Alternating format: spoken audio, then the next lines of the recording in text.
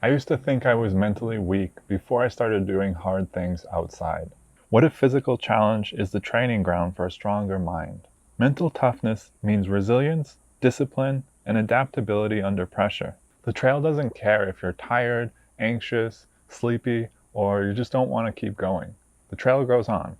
Mental toughness is really important, especially when it comes to mental health. For me personally, exercising my mental health fitness has really helped me in everyday life cope with depression and anxiety. Some things that build that mental toughness is physical exhaustion. It builds endurance and teaches how to keep moving when you're uncomfortable. Navigating in uncertainty. It trains decision making under pressure. Facing fears, solo trips, wildlife, weather, etc. This rewires your fear response, teaches you courage isn't the absence of fear, but taking the next step anyway. Another thing that helps build mental toughness is dealing with discomfort. That would be things like cold weather, blisters, hunger, anything that challenges you.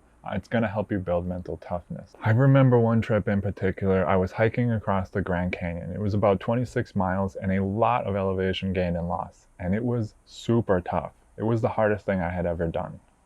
Mentally, I just didn't think I was going to be able to finish. I mean, it was so tough. Not only physically exerting myself, but dealing with my fear and anxiety of heights. The Grand Canyon is really high up there, and some of the trail is very narrow, and it's a very steep drop off on the side, on the ledge. And I was terrified. I really didn't think I was going to be able to push through and make it, but I was in a situation at some certain point where there was no reason to turn around. It was, going forward was the only option. I had to get out of the canyon once I was at the bottom. I had no choice but to go up, so I kept going in the direction I was planning on going, even though it got harder. And I had to really push myself to be able to get through this. There were many rewards for pushing through this. The views, the sense of accomplishment, the mental exercise of pushing myself through something difficult. It was so worth it, but so challenging.